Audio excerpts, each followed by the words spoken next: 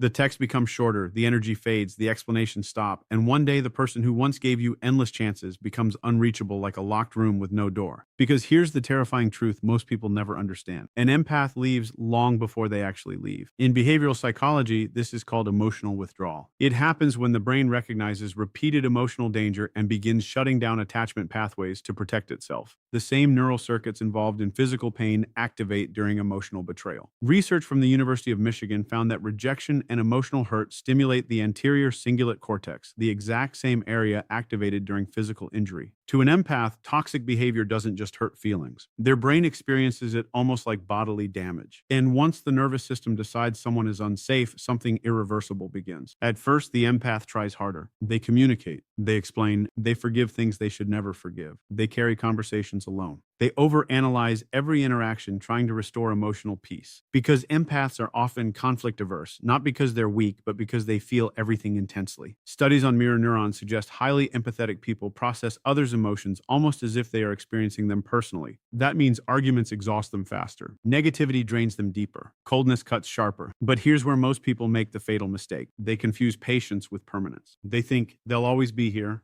They care too much to leave. They'll forgive me again. Then that is exactly how people lose empaths forever. Because every ignored feeling becomes emotional evidence. Every betrayal becomes data. Every disrespectful moment gets silently recorded inside the nervous system. Empaths rarely explode without warning. They fade after accumulation. Psychologists call this cumulative emotional overload. It's what happens when stress hormones like cortisol remain elevated for too long due to unresolved emotional tension. Over time, the empath's brain shifts from attachment mode into self-protection mode. And once that switch happens, something cold begins replacing their compassion. Clarity. Suddenly, they stop defending your behavior. Stop making excuses for you. Stop trying to heal what only you can heal. This is the stage people never notice because the empath still looks calm, but internally, the bond is dying. And here's the most dangerous part. When an empath finally stops reacting, it usually means they've already detached emotionally. The silence isn't weakness. It's closure happening in real time. Neuroscience shows that emotional burnout changes behavior dramatically. A person who once chased connection begins avoiding stimulation entirely. The empath who once sent paragraphs now responds with one sentence. The person who once begged to fix things suddenly seems indifferent. Not because they stopped caring overnight, because caring became too expensive psychologically. There's a phrase therapists often use. The opposite of love isn't hate. It's indifference, and nothing is more frightening than an empath becoming indifferent. Because when they truly detach, they rarely come back the same. You see, empaths have an unusually high tolerance for pain, not because they enjoy suffering, but because they constantly prioritize understanding over self-preservation. They try to see the wounded child, I, we, and everyone, the hidden trauma, the insecurity behind bad behavior. But eventually, the brain asks one brutal question: who is protecting me? And when the answer becomes no one, the empath changes. This transformation is psychological survival. The nervous system begins reducing emotional investment to conserve energy. The empath stops volunteering their heart where it is repeatedly mishandled. And the shocking part, most people only realize the empath mattered after the emotional supply disappears. Because empaths give things modern psychology identifies as core human emotional needs: validation, safety, presence, deep listening, emotional regulation. They calm rooms without people noticing. They absorb tension others create. They emotionally carry relationships in silence. Most people think an empath leaves because of one final argument, one betrayal, one moment of disrespect. But psychology reveals something much darker. Empaths almost never leave because of one event. They leave because their nervous system can no longer survive the accumulation. Every ignored feeling, every broken promise, every moment they felt emotionally abandoned while standing right beside someone they loved. The brain remembers all of it. Science now shows the human nervous system records emotional pain with frightening precision. Researchers using brain imaging discovered that social rejection activates the same neural circuitry as physical injury. The anterior cingulate cortex, the region associated with physical pain, lights up when someone feels emotionally rejected. To an empath, repeated emotional hurt is not drama. It is biological stress. And the terrifying part is this: the damage compounds silently. Empaths are often highly sensitive processors. Their brains absorb emotional environments like sponges absorb water. Studies on sensory processing sensitivity suggest certain people react more intensely to emotional stimuli, conflict, and tension. Their cortisol levels spike faster. Their emotional recovery takes longer. This means what another person casually dismisses an empath may carry for weeks. One cold sentence, one humiliating moment, one night of emotional neglect. It stays inside their nervous system long after everyone else forgets it happened. But empaths rarely speak about the damage immediately. Instead, they do something psychological we call lead dangerous. They rationalize it. He's stressed out. She didn't mean it. They've been through a lot. And while they continue understanding everyone else, nobody realizes the empath is slowly disappearing internally because emotional overload does not happen like an explosion. It happens like water filling a locked room, slowly, silently, until there is no oxygen left. The human body was never designed to remain under chronic emotional stress. When someone constantly feels emotionally unsafe, the brain increases production of stress hormones like cortisol and adrenaline. Over time, this affects memory, immune function, digestion, sleep quality, and even heart health. Harvard researchers have linked prolonged emotional stress to inflammation throughout the body. Inflammation that silently damages organs, weakens immunity, accelerates aging. This means some empaths are not simply emotionally tired. Their bodies are physically deteriorating from carrying emotional pain no one can see. And the tragedy is they usually hide it well. They still smile, still help people, still answer calls, still show up for everyone, while internally their nervous system is screaming, "We Angie," for relief. That is why empaths often seem fine right before they disappear forever. The breakdown happened long before the exit. Psychologists call this emotional exhaustion syndrome. It occurs when a person becomes psychologically depleted from prolonged emotional labor and unresolved stress. The brain eventually begins shutting down emotional responsiveness to survive. And this is the moment people misunderstand empaths the most, because suddenly the empath changes. The person who once over-explained becomes quiet. The person who once fought for the relationship stops arguing completely. The person who once cried now stares blankly in silence. Most people think the empath stopped caring. In reality, the nervous system is entering survival mode. There is a frightening psychological phenomenon called learned helplessness. It occurs when repeated emotional failure convinces the brain that effort no longer changes outcomes. After enough disappointment, the empath unconsciously stops trying. Not because they are weak, because the brain believes more effort will only create more pain. That's why the final stage before an empath leaves is often emotional numbness. And numbness is dangerous because when someone reaches the point where pain no longer shocks them, detachment begins feeling peaceful. At first, the empath still hopes things will change. They communicate carefully. They explain their feelings gently. They beg for emotional honesty. They ask for consistency, for reassurance, for respect, not because they are needy, because emotional security is a biological need. Neuroscientists have found that stable emotional connection regulates the nervous system itself.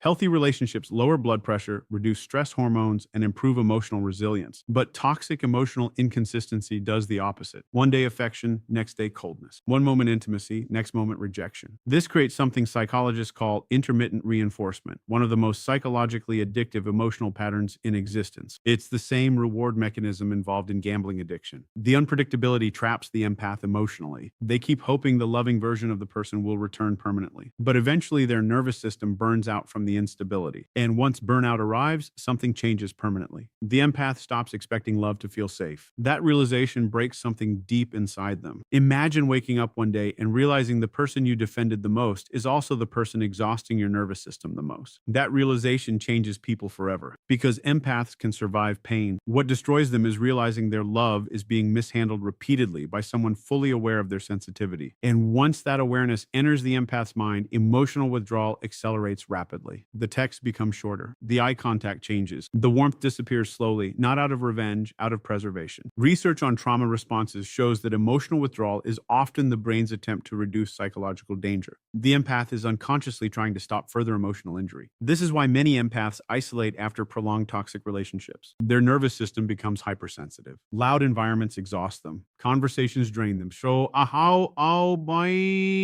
even small conflicts feel overwhelming. Their body has spent too long in fight or flight mode. And here is the most heartbreaking part. Many empaths blame themselves while this is happening. They think they are too emotional, too sensitive, too difficult to love, when in reality, their brain is reacting exactly how a human nervous system reacts to prolonged emotional stress. The empath was not weak. They were overloaded, and overload changes people. Studies show chronic emotional stress can shrink the hippocampus, the brain region linked to memory and emotional regulation. It can increase anxiety disorders, panic attacks, insomnia, and depression. depression. Some empaths are literally becoming sick trying to maintain relationships that continuously wound them emotionally. That is why the disappearance eventually becomes necessary, not dramatic necessary. The empath reaches a terrifying internal realization. If I stay here, I will lose myself completely, and when survival finally becomes stronger than attachment, they leave quietly, not because they stop loving, but because the body eventually forces the soul to choose between connection and survival always wins in the end. That is why the people who lose empaths are often left stunned. They say things like, "You changed, you became cold, you gave up too early."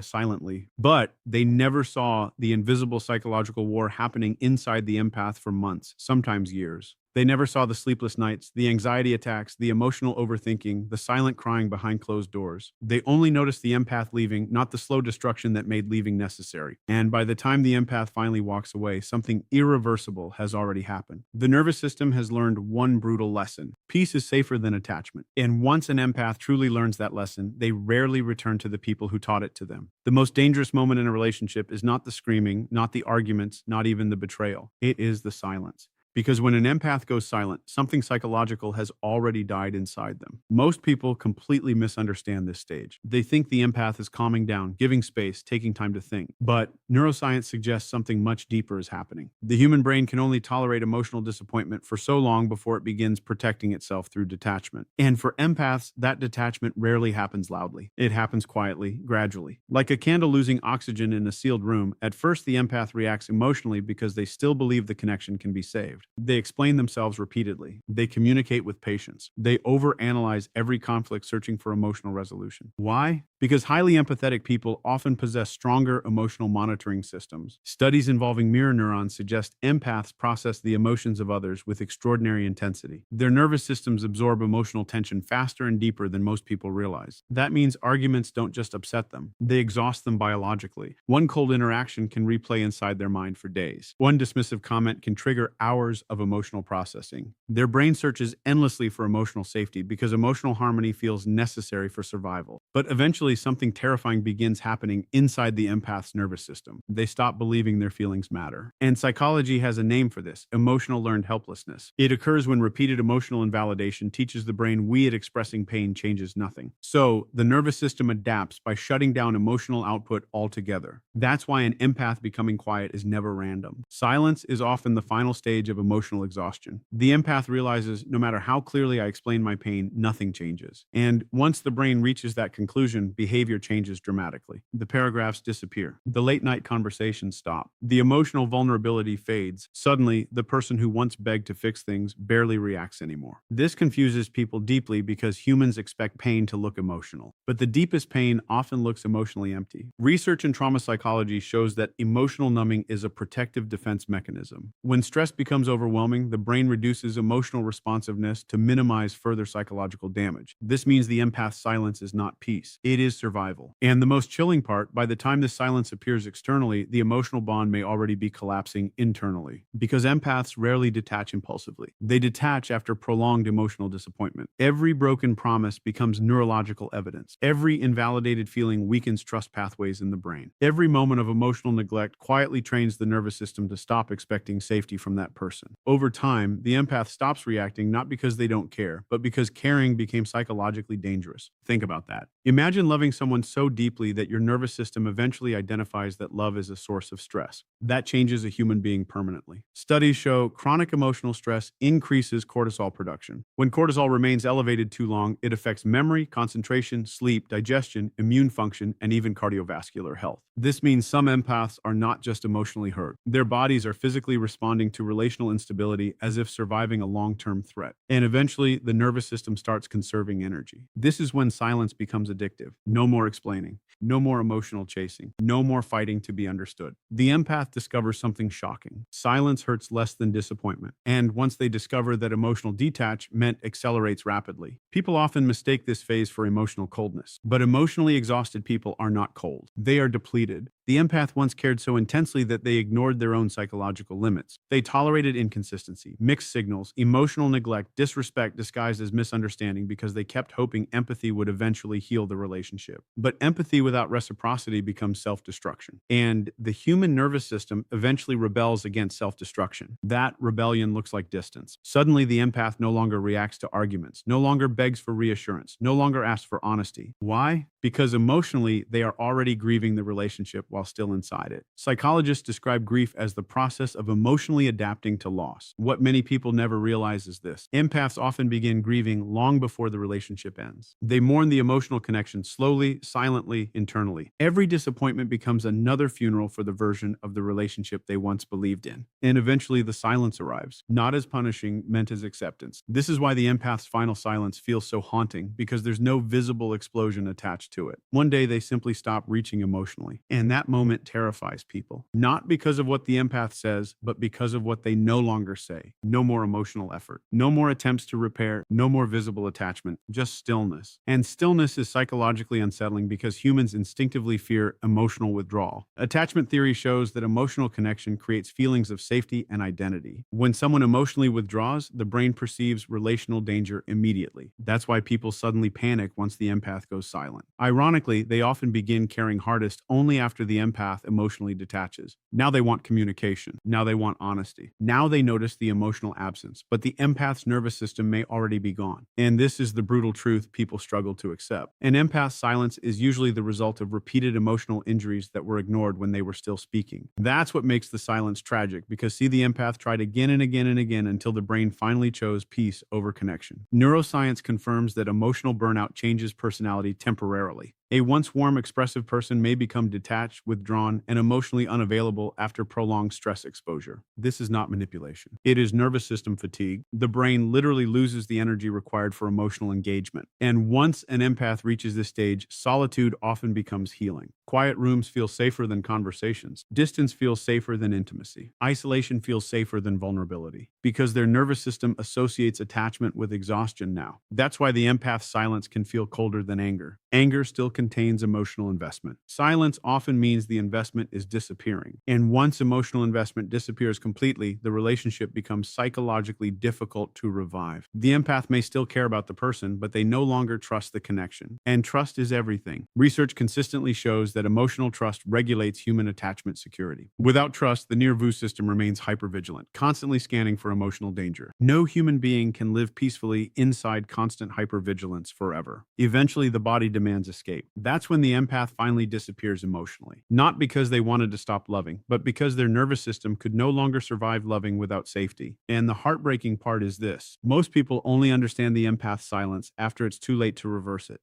Because silence is not where the damage started. Silence is where the damage finally became irreversible. By then, the empath has already exhausted every emotional resource trying to save the connection. Now, they are no longer fighting for love. They are fighting for inner peace. And once an empath begins choosing peace over emotional chaos, their silence becomes permanent. Not loud, not cruel, just final. Like a heartbeat slowly fading from a room no one realized was dying. The strangest thing about an empath finally walking away is how healthy they begin to look afterward. The same person who looked emotionally exhausted for months suddenly starts sleeping better, thinking clearer, breathing way more easier. Their face changes, their energy changes, even their body changes. And psychology says this is not imagination. It is recovery, because what most people call a toxic relationship is often something far more dangerous biologically, a long-term state of nervous system survival. When an empath stays inside emotional chaos for too long, their brain stops functioning normally. The body begins producing stress hormones at levels it was never designed to sustain. Cortisol rises, adrenaline spikes repeatedly. Inflammation spreads silently through the body. And the terrifying part is this: many empaths do not realize they are becoming physically sick from emotional pain. Science has repeatedly confirmed that chronic emotional stress damages the immune system. Researchers have linked prolonged psychological distress to insomnia, digestive disorders, anxiety, panic attacks, weakened immunity, high blood pressure, and even increased risk of heart disease. This means emotional suffering is not all in your head. The body keeps score, and empaths often carry more emotional weight than anyone around them understands. They absorb tension in conversations, conflict in row, double SASA, mood shifts in relationships, unspoken pain in other people. Their nervous system is constantly scanning emotional environments for danger and instability. That level of emotional hyper-awareness is exhausting. Brain imaging studies show that highly empathetic individuals often display stronger activation in regions associated with emotional processing and social pain. In simple terms, empaths do not merely observe emotional tension. They neurologically experience it more intensely. Imagine living every day with a nervous system that reacts deeply to disappointment, rejection, emotional inconsistency, and conflict.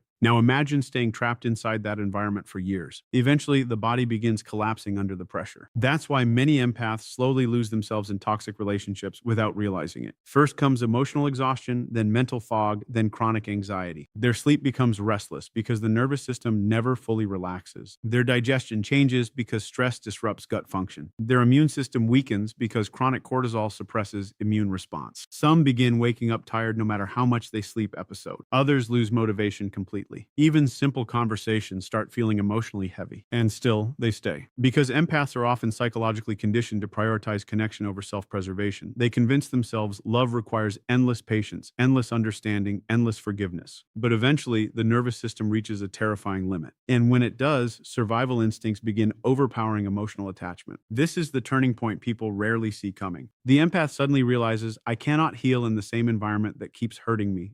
Comprend baby, yours. That realization changes everything. Because once the empath chooses peace over emotional chaos, the body begins responding almost immediately. Studies show removing chronic stress can rapidly lower cortisol levels and improve sleep quality, blood pressure, cognitive function, and emotional regulation. In other words, walking away from emotional toxicity literally changes the biology of the body. And that's why empaths often seem transformed after leaving. Not because they stopped caring, because their nervous system finally stopped drowning. The silence becomes calm, weaning instead of painful. The absence of conflict feels euphoric. Their mind stops racing constantly. For the first time in years, the body feels safe. Safety is one of the most underestimated psychological needs in human existence. Not physical safety alone. Emotional safety, the ability to exist without constantly preparing for disappointment, rejection, manipulation, or emotional instability. When an empath finally experiences emotional peace, the contrast feels shocking. They suddenly realize how exhausted they truly were. That's why many empaths isolate after leaving toxic environments. Not because they hate people, because solitude feels medically therapeutic. Neuroscientists have found that calm environments help regulate the parasympathetic nervous system, the system responsible for healing, recovery, and relaxation. After prolonged stress, the body desperately craves this regulation. This is why empaths often rediscover themselves in silence. The music sounds different, food tastes better, sleep feels deeper, even sunlight feels warmer. The nervous system is no longer trapped in survival mode. And perhaps the most heartbreaking part, many empaths don't realize and see how much pain they were carrying until the pain finally disappears. That moment can feel emotionally overwhelming because suddenly they notice the difference. No more checking their phone anxiously. No more overanalyzing conversations. No more emotional walking on eggshells. Their brain finally stops scanning constantly for emotional danger. And that psychological freedom changes people profoundly. Research in psychoneuroimmunology, the study of how emotions affect physical health, shows emotional states directly impact the immune system and overall bodily function. This means peace is not just emotional. Peace is biological medicine. That's why empaths often glow after leaving unhealthy relationships. Their face softens, their posture changes, their energy becomes lighter. The body is recovering from prolonged emotional warfare. And ironically, this is often when the people who hurt them begin noticing their value, because the empath's emotional labor is finally gone. No more emotional support, no more endless patience, no more calming everyone else's chaos. And suddenly the absence becomes impossible to ignore. People often underestimate empaths because you look gentle, but empathy is one of the most psychologically expensive traits a human being can possess. Feeling deeply comes with biological consequences, especially when that depth is repeatedly exploited. That's why an empath choosing peace is not selfish. It is survival. The nervous system was never meant to endure endless emotional instability without consequences. Eventually, the body demands healing, and healing sometimes requires distance from the people causing the damage. This is where many empaths experience their most powerful transformation. For years, they believed love meant sacrifice, endurance, self-abandonment. But peace teaches them something different. Real love should not destroy your nervous system. Real connection should not make your body feel unsafe. And once an empath truly understands that, they begin rebuilding themselves completely differently. They become more selective, more protective of their energy, more aware of emotional manipulation, not colder, wiser. Psychologists often say trauma teaches the nervous system what to fear, but healing teaches the nervous system what it deserves. And for many empaths, that lesson changes the rest of their lives. Because once they experience the physical relief that comes from emotional peace, they can never fully return to environments that suffocate their spirit again. Their body remembers too much.